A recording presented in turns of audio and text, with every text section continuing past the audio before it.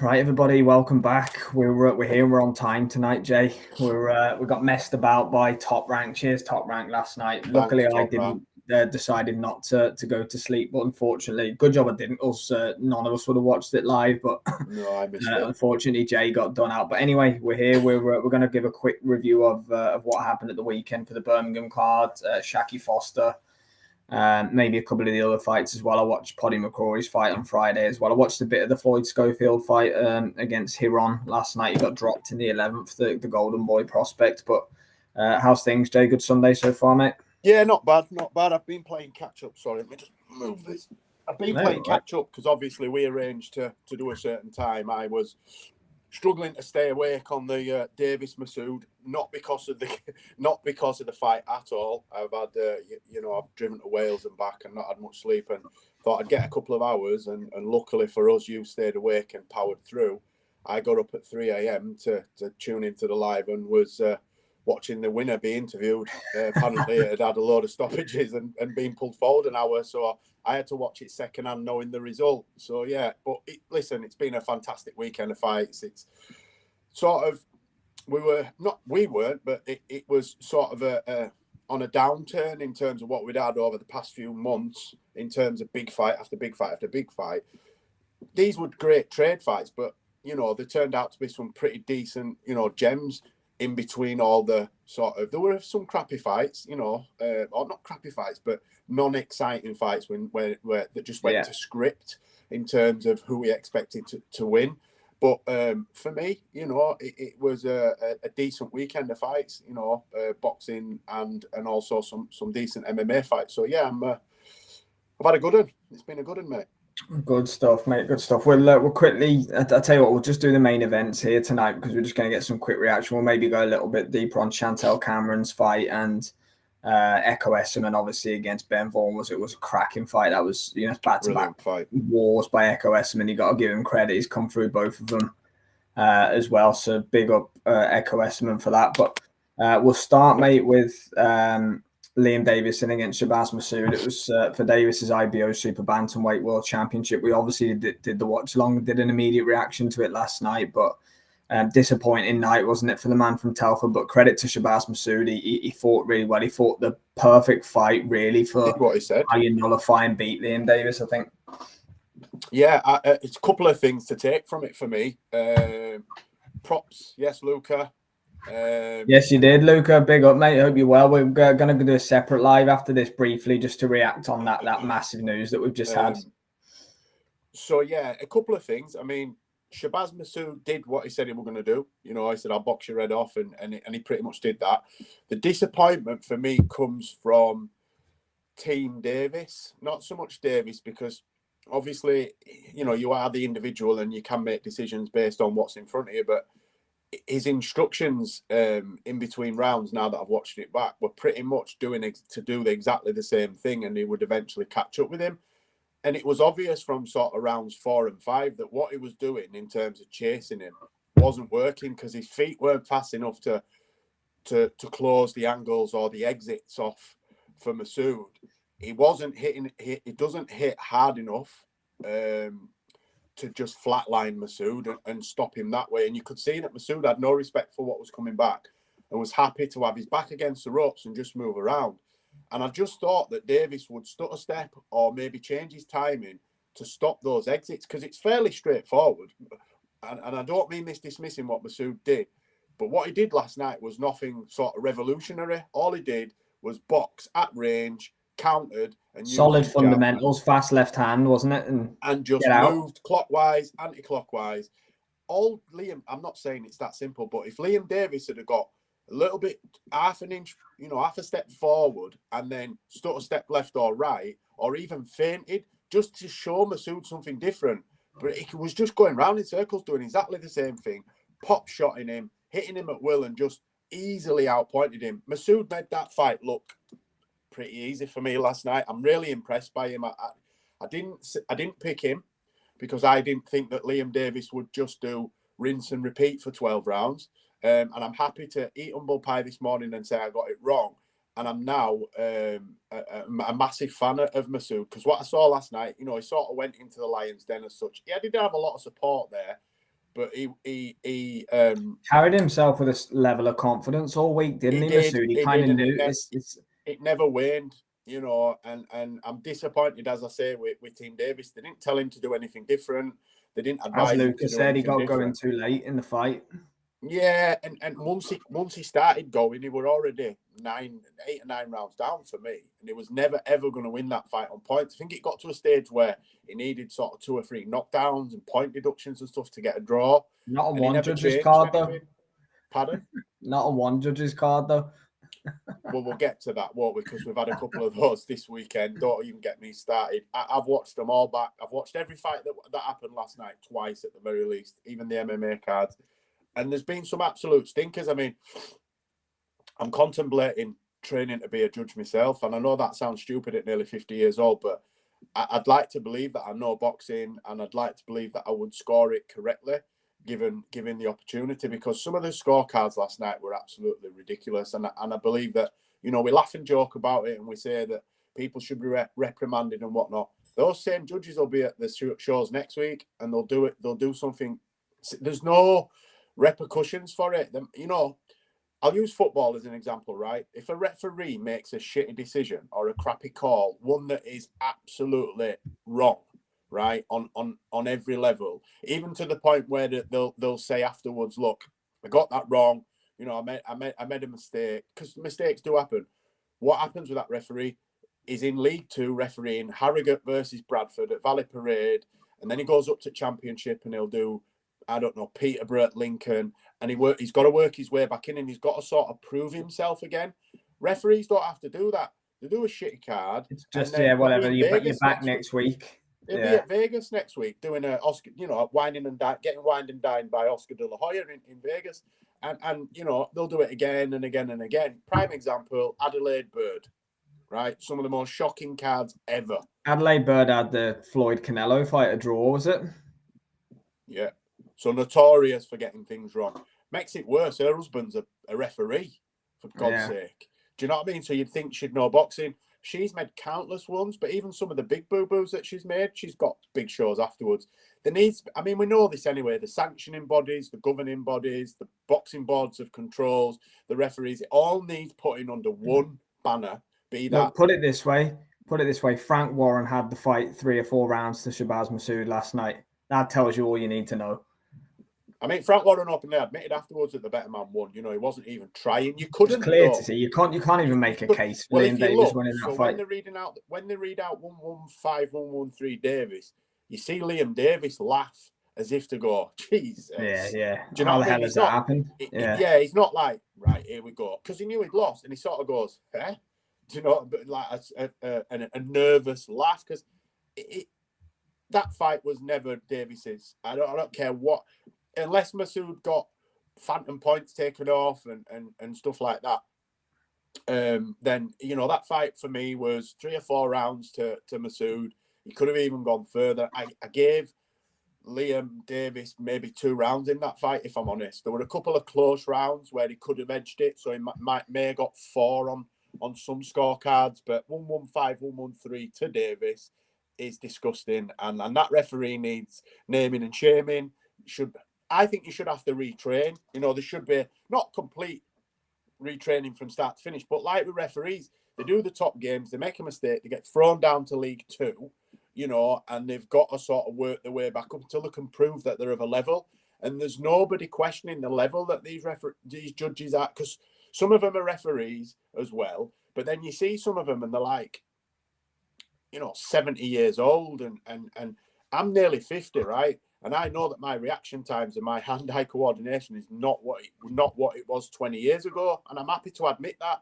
You know, I haven't got the ability to do things that I could do 20 years ago. And that goes down to, you know, I make silly mistakes sometimes in the job that I do. You know, and those mistakes carry on, and then it can have a bigger implication down the line. So things have got to be checked and double-checked. So I've got people within my work that we'll all oversee each other's work. So, for example, if I put a quote together for something, one of my colleagues will check that, and they might go, oh, Jace, do we need X, Y, and Z? Because you've only put A, B, and C. We'll look at it and then realise, but there's no repercussions for these. They'll do a shitty scorecard and then move on and do another shitty scorecard. And it could change people's lives. What's it going to take? Because the noise you hear from the promoters all the time is, it's a disgrace. I saw Eddie Hearn. That's what I'm saying. It stops exactly. There. Eddie said the judge should never judge again. That's all well and good saying that. But then what's the, these are the powerful guys in boxing. These are the influential figures in boxing. How does it anyway? We could go on all night. They're only just before we move off that topic, they're only powerful within their own organisations. They haven't got much say so within sanctioning and governing bodies. We all know that. The people that can implement change are people like Robert Smith and Mauricio Suleiman, the people that are heads of sanctioning bodies. They need to get together and change things. But ultimately, if they change things, it'll change things for them. And they've got it sweet. So they're not going to do that, are we? They're not going to do that, are they? Do you understand what I'm saying? If I'm shit at my job, I'm not gonna go to my managing director or business partner and go, do you know what? We could do with someone to replace me. Why am I going to do that? I'm going to be a shit Luca. for as long as I can get away with it. Yeah, he could have been defending as undisputed champion. Imagine if Davies had got that fight last night, what that possibly could have done to Masoud. Masoud's career. He could have faded off into the abyss. It could have just fallen off. And then he might get chinned in his next fight because he's fighting with emotion. There's loads of different... They don't realise, man, this kind of thing changes lives for the better, but it can also change lives for the worse and have the complete opposite effect. I've seen fighters that I know personally that have spiralled into dark bouts of depression off the back of losses. And I've seen people get... I know a kid, right? I'm not going to name him, that could have been a really good professional, but he got a shitty end of a decision. He got robbed basically in an national amateur final, and he just fell out of love with boxing. He fell out of love with boxing, and I know that kid, could have been certainly British European level, maybe even got world title belts. We all know if you get the right fights at the right time. Look at Crawler; he's a prime example. You get the right fights at the right time, and you become a world champion, and it changes your life. Because Crawler was boxing on small hall shows 4 years before that. Being not a journeyman, but a nearly man. Yeah. So, I think there needs to be more of a stink made about this. And I, for one, am not going to stop screaming about it. I've got my little channel that's... It's just like, what does it take is the thing. Yeah, well, what is going to happen? Because at the minute, promoters have got to start refusing to have certain referees on the shows, because I know they're allocated them. So they should say, nah, I'm not having him. I know what you mean. No, everyone's in bed with each other and no one wants to. I know, they're going to have to get out of bed, aren't they? That's it. If they want things to change, they absolutely are. We'll look to start being genuine. Let's be real, right? There's a lot of cloak and dagger and a lot of clandestine shit goes on, right? We all know that, right? That's just sport in general. But in terms of rule sets and what's right and what's wrong, that should just be black and white, right? Making deals and negotiating deals for fights and fighters and stuff like that, shit's always going to go on. I work in an industry where you've got to do tenders, right? So I've got to submit a bid to win a job. That was to stop giving brown envelopes to people to get the job. Even though there's still tenders, it still happens. People still win the job. So I'll submit a tender. Somebody will ring me and go, there's no point. We've got that. And I'm like, right, okay, because he knows someone who knows someone who knows someone. But in terms of rule sets, right, that shouldn't be able to be there shouldn't be able to be any grey areas. It should just be black and white.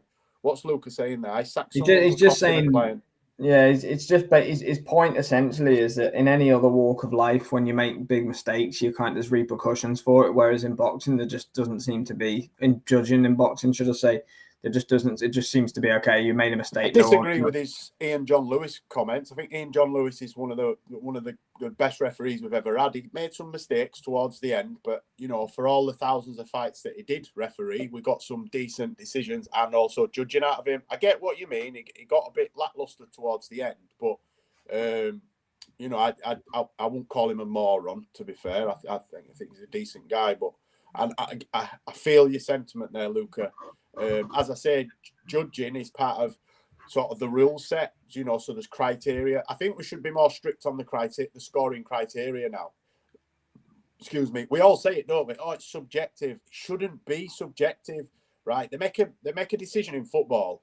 It isn't subjective. It's black and white. You're either onside, you're either offside. It's either a professional foul or it's a foul. It's either yellow or it's red or it's a caution, right? There's no, it's subjective. I think that if it had slid at 45 degrees, it might have got, no, it's black and white. We need to have same as like in MMA, there's a rule set that was written up many years ago in the 90s, and that now it's evolving, like the 12 to 6 elbows. They're checking them out. I think John Jones is going to get his no contest taken off, so it will be 100% undefeated. But what I'm saying is that rule set is that rule set, right? And you score off that rule set. Boxing should be the same. This subjective nonsense is rubbish. It's absolute nonsense. It makes a mockery of having judges. I know what you mean. It's not subjective when one person's clearly landing more punches than another person. You could just go, if it's subjective, I'll tell you what to do. Don't have judges, right? And when it's finished, go to the crowd and go, right, everybody, if you think the red corner won, put your hands up. Whoever gets the loudest cheer. Understand what I mean, though? You might as well. You've got to have unified rule set for boxing. I do remember that interview, Lucas saying that he'd never watched or heard of Jack Catterall or something. Yeah, that was a strange interview, actually, that he and John Lewis did. It was on George Groves' podcast or something. If you haven't watched it, go and check that out. It was a strange. Watch that. It was on George Groves' boxing club, I'm sure it was. It was a strange interview, in fairness. It's kind of like I've never watched Jack fight or never heard of Jack Catterall. It was something like that. And exactly, yeah. Right, we'll move on to Foster Conceicao. Obviously, Liam Davies will be back. Shabaz Masoud, he's probably going to get a home coming into Stoke now. Eddie's FaceTiming him from his lovely little holiday resort, wherever he is. He's all over it. He couldn't make the trip up, but he's on holiday. Going there, but he's all over it. Yeah. The man's, I know, I saw him getting backlash for that, but at the end of the day, Frank Smith was there, and I'm sure the man's allowed a holiday every now and again. He does work hard. It is what it is, man. It is what it is. Yeah, people will moan about anything, won't they? Yeah, it was with George. I remember it, Luke. Yeah, it was a strange one. Conceicao Foster, then Jay. You watched it. You caught up with it this morning. I haven't watched it back, to be honest with you. I had it 4-2 to Foster. I had it 4-2, sorry, to Conceicao through 6, and then I stopped scoring it because I was chatting to a few people in the comments and stuff like that. But if I had to lean anyway, I would have edged it to Conceicao. Now, don't get me wrong, it was close. But I know you slightly had it. Conceicao winning the fight as well, did you? 7-5, Conceicao. I did pick him to win, but I picked him by stoppage. I thought he were going to stop Ashaki Foster late. Foster buzzed him a couple of times, I thought, in the fight. I've never seen Conceicao look as good. I think he looks better than he's ever looked. It's crazy. For me, they've got to do it again. That's one each, and it's bullshit decisions. Yeah, they probably will do the trilogy, won't they? Well, the first one was a robbery in terms of Ashaki Foster, and I'm not using the word robbery flippantly. We all know that was 10-2, possibly 12-0, right? Conceicao got the nod. Last night, it was a lot closer than that. Ashaki Foster... It was a good fight last night. I enjoyed it. He was trying too hard, though, for me. I think he was Foster was, which is what I said would possibly get him in trouble in terms of getting caught, but it didn't. It just left openings for Conceicao to counterpunch, and he was brilliant last night. He was tucking up tight. Yeah, he got buzzed a couple of times, but he managed to push through that mud and get his feet back and then go again. So, yeah, I gave it to Conceicao 7-5. Yeah, that was bizarre, Luca, by the way. Absolutely bizarre. Yeah, like Foster was such an overwhelming favourite into the last round when it was anyone that knew it was close. Like, it was 7-5 twice for Foster, 7-5 once for Conceicao on the cards. That's how close it was. You know, it was a close fight. It was like, I think they wanted Foster to win to right the wrong, didn't they? But that's not the way to do it, man. Just let the cards fall and you play them as they've been dealt. Well, like Lucas said to me last night, Lucas says, obviously when Catterall fought Taylor the second time, Catterall did win I scored it 7-5 to Catterall, but I thought Taylor performed okay, actually. Well, he performed well. It was a good fight, but Catterall won it so wide on the cards. Now, there's always a little bit of, the guy's been robbed blind in the first one.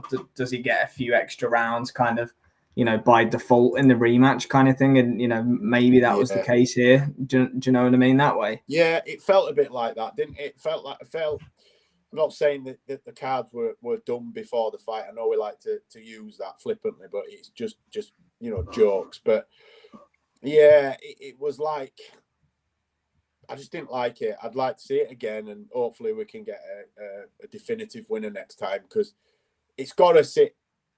It's got to not sit right with Ashaki Foster. I mean, all these interesting. Close the chapter. You close the chapter, don't you? With that's what you want. The rubber match. People can always say, you got robbed in the first one, but you got the same You're done to 2-1 you up now. in the second one. Yeah, It's 1-1. It's 1-1. Rubber match. And I think it'll be a bigger fight. Yeah, I just don't like it. Judges, man. We need a. I don't know if Foster will want to move on to unifications if he can. I know Kakachi called for a fight for him. He's got to go through Sugar Nunes first. Good luck with that. Yeah, good luck with that. But yeah, we'll see. It was a decent enough fight. I enjoyed it, to be fair, and obviously nowhere near as much controversy as the first fight. And just covering off what else happened, Jay. Pro Box was on Friday. Paddy McCrory fought Carrillo, got buzzed a few times in the main event. Robbie Davis Jr. against Fortuna never really got going, to be honest. It was a tough watch in the end, but Robbie snuck it by a point on the ref scorecard. Floyd Schofield fought against Giron on the Golden Boy card last night. Got dropped in the 11th. He won fairly wide on the cards, but anything else you had, Ryan? I know we'll probably cover Chantel's fight and Echo Esman a little bit further on Tuesday night, but anything else of the weekend's action that you want to Not really, no. Just the other fights from the cards, but obviously we're gonna speak in we're gonna review the whole card on Tuesday night. I just think it was a decent little card. Was Birmingham. It seemed to have a decent enough crowd. There weren't many empty seats. There was a couple of, I won't say stinkers, but there were a couple that were boring, rinse and repeat. And then, we had a potential fight of the year on the undercard, and then we had a great one. The card from Belfast I missed. I was actually going to do a watch along with yourself. I was driving back. I was stuck in the Welsh mountains, so I could just about get enough reception to tell you I couldn't get on. And then when I did get on, it was just dipping in and out. So I listened to you on your play-by-play. I've watched it back since. Robbie Davies Jr., I don't know where he goes from here. He always flatters to deceive him. He's got everything he needs. He's got power. He's fast. He just makes hard work of fights for me. I don't know what it is with him. He just makes it really hard, and then it's a real tough. That was a close fight that could have gone either way. I scored it to. I thought he'd lost. Fortuna by a point with the knockdown in the last round. He dropped him in the last, and I thought that was enough. But again, close fight could have gone either way. To be fair, McCrory didn't look great in the main event. It has to be said. Oh God, he were getting hurt by gusts of wind at one stage, wasn't he? Yeah, his legs were gone a few times. Carrillo's really basic. We're just throwing haymakers for the whole fight, but he's got power. There's no doubt he can bang. It's not a good look for McCrory. Where does he go from here? I know they were bigging him up as one of the probably just be used as an opponent again, like he was for Edgar Blanca. That was a poor performance. You might get a Diego Pacheco fight potentially or something like that as an opponent. Yeah, I don't fancy his chances in those type of fights. To be honest, don't like that either. No. But no, it was a decent weekend. Some good fights. Yeah, it was. Turned out to be a good one in the end. But we've got, and we'll preview obviously coming up this next weekend. Jerron Ennis is back in action at the Wells Fargo in Philly. He's fighting Karen Chikadzian. Bam Rodriguez is, I think they're joint main event or whatever it is. But Boots will fight last because it's in Philly. It's his hometown and all the rest of it. But yeah, Bam's back in action. Raymond Ford is on the card as well before the Bam fight. So I'm excited to see Ray Ford back. I love Ray Ford. Yeah, I'm gonna watch. I'm gonna get up for the Ford fight and watch it. I've watched the Nick Ball fight back a couple of times, and once I scored it a draw, and then I scored it a draw. The Ball Ford fight. He come into it really strong late. Ray Ford. He did, and he's really good to watch. And I think on another night he'd won that fight. So I'm excited to see him get back to. He's another one who can fight Shaq Foster, Ray Ford. He's up at 130 now. That'd be a good fight. Yeah, Shaq Foster looks big foot weight though for me. Looks really big foot weight. I'm not sure if he'll be around too long at 130. Maybe it'll go up to 135. I could even see him at 140 eventually. He's a big dude, isn't he, for 130? He's tall as well. So there's a lot of fights to be made, isn't there, for next year? 2025 is looking like it's going to be a good year. There's some big fights, and a lot of Brits will be involved in some of those big fights as well. And we've got a good contingent in a lot of weight divisions. So yeah, we've still got a few cards left towards the end of the year, and then I'm excited to see what's in store for us in 2025. Yeah, most definitely. Pablo's just hopped on. Thanks for joining us as always, Pablo. I've always supported Ashaki. This time he lacked the eye of the tiger. He had it against Rocky Hernandez. He most definitely on round 10 he hurt Robson, but didn't go for him. Did he just use 2 Rocky references in one? Yeah. Yeah, that's right. Yeah, I had the tiger into Rocky Hernandez, like it, Pablo. Yeah, yeah. I know what you mean. Like, put it this way: myself and Jay both edged the fight to Conceicao last night, but I think Foster performed well, but he changed. Look, put it this way: he won comfortably in July when they fought. He won the fight really comfortably. Last night, he got the decision. Trying too hard, I think. Yeah, like he buzzed Conceicao a few times in the fight last night. Don't get me wrong, and I think Foster was going for the knockout. I think he really wanted to put like a rubber stamp on the performance last night. I don't think it played into like his best chance of winning the fight. You know, Conceicao had plenty of success last night for me. I had him the first quarter of the fight at least. I thought Conceicao looked comfortable. Then Foster kind of buzzed him. I think it was in round 4 or 5. Came back into it a little bit, but it could have gone either way. And I think you saw when the decision was read as well. Foster looked really relieved. Like I think he was expecting to lose that one on the cards, because we're chatting. I think myself and Luca were chatting through the fight, and it was a top ranked show. You have to remember. Now, I'm not saying that just because you're on an away show, that you're not going to get the decision. But you know, we saw what happened in the first fight. He's not the champion anymore. He's the challenger. So you know, all of these things you're thinking. You know, I don't agree with. Oh, you have to go and rip the belt away from the champion. You know, that's just a stupid thing. If you win a fight, you win a fight. You win the fight. You win the fight. But you know, it wasn't. You know, it wasn't a performance where you're like, Shaki Foster can close the chapter on that Conceicao thing now, because he went. That was a closer fight than the first one, but by a mile. And I think Conceicao, you know, he wasn't hard done to last night. Don't get me wrong; it was close. It could have gone either way. But he showed the improvement last night, really. Conceicao, in my opinion. How old is he? Conceicao? 36. Yes. All right. Foster's 31, 32, I believe. Yeah, so Conceicao doesn't really have that long left. No, it's now or never for him. But like, I'm not gonna lie, I'd like to see him go again.